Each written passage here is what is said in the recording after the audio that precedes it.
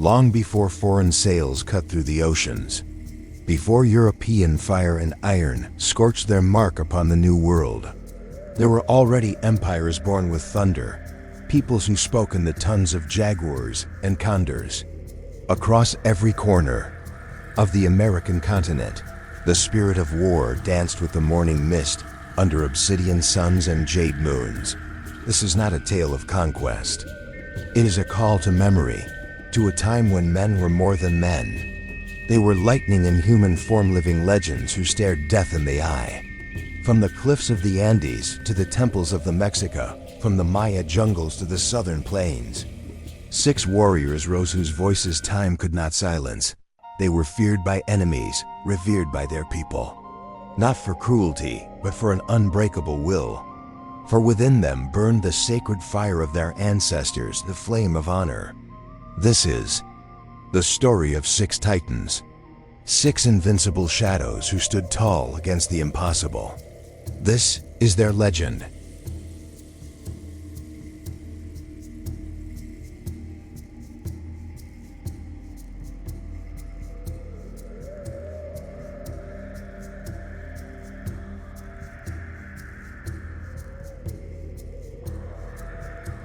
Tlahuicole, el titán de Tlaxcala.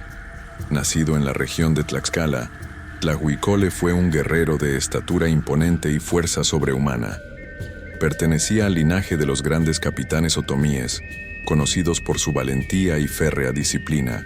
Luchó valientemente contra los mexicas en diversas campañas, ganándose la fama de ser invencible en combate cuerpo a cuerpo.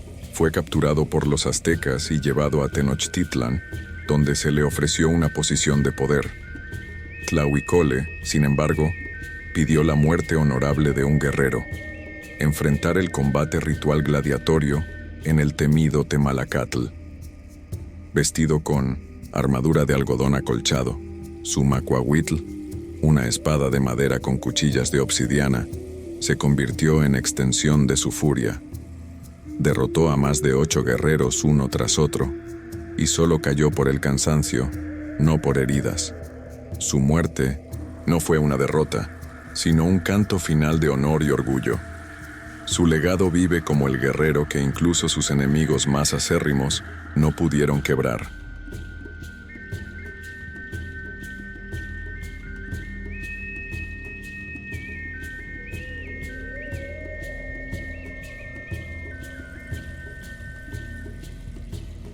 A native of Tenochtitlan, Tzilacatzin was one of the most famed captains during the city's defense in the siege of 1521, of Otomi origin.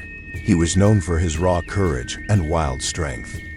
Muscular, agile and cunning, he often fought nearly naked to show his scorn for the enemy. Hurling massive stones, he would leap from the causeways to force the Spanish into retreat across mud and water. At times he wore cotton armor adorned with eagle feathers, gold ear spools, and nose ornaments. Other times, only a cloth wrapped around his head. It was said his mere presence spread fear through the Spanish lines. He fought key battles like the defense of Ayaculco, battling for days without retreat. His legacy is a symbol of Mexican defiance in the face of ruin.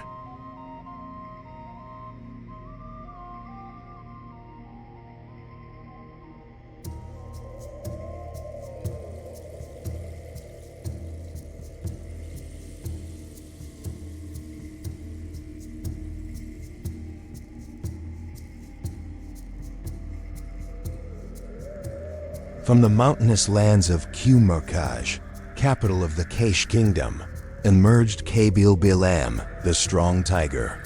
He was one of the last military leaders of Maya resistance against Spanish invasion and internal betrayal. Tall and imposing, clad in feathers and ceremonial cloths, his face bore the resilience of the jungle. His favorite weapon was a short, hardwood spear tipped with obsidian or bone perfect for the ambushes he led from the forest. He defended Kaysh's sovereignty with ferocity and cunning, especially against the Cachucal and native allies of the Spanish. Today, Guatemala's elite military unit, the Kaybils, bear his name, a lasting tribute to resistance.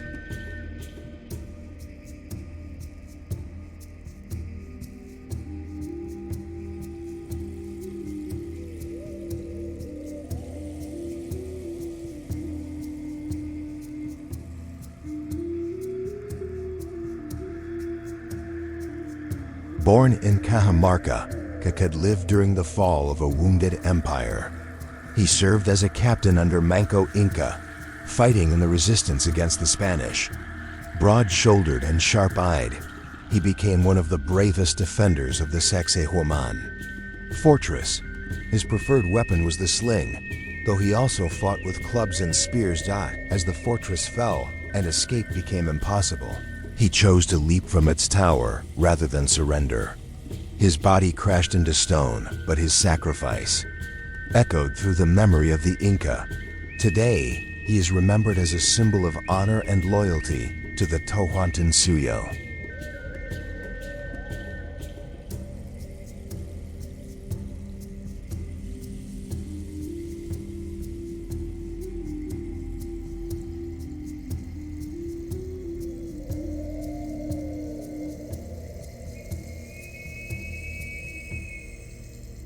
Lautaro was born in the valley of the Biobío River. As a boy, he was taken as a page by conquistador Pedro de Valdivia, from whom he learned European tactics and military structure. He later escaped and returned to his people, a master of warfare. Agile, sharp-eyed, and commanding, he united the Mapuche into a formidable modern army. Armed with a long spear, he led charges and ambushes. In the Battle of Tucapel, he defeated and executed Valdivia. He captured Spanish cities and launched lightning campaigns, feared as a military genius. Though he died young, betrayed at night, his shadow endured in every Mapuche uprising for centuries.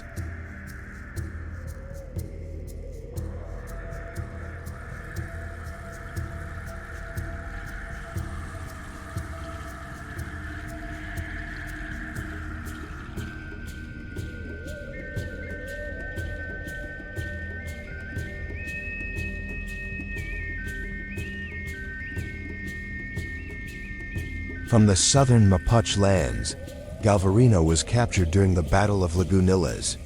As punishment, both of his hands were cut off.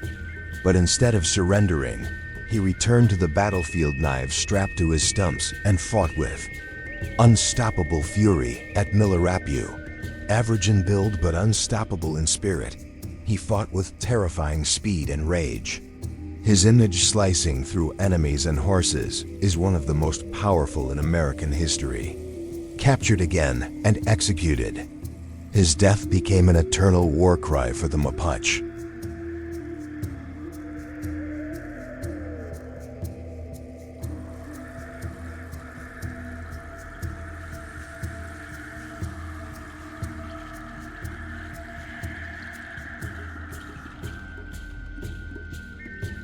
They were not gods, but walked among men as if they were.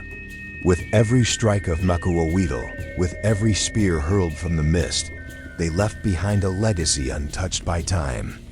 America was never an empty land waiting to be conquered. It was a world of giants, and today their story rises again. In every cry of resistance, in every heart that remembers. They were 6, but they spoke for millions.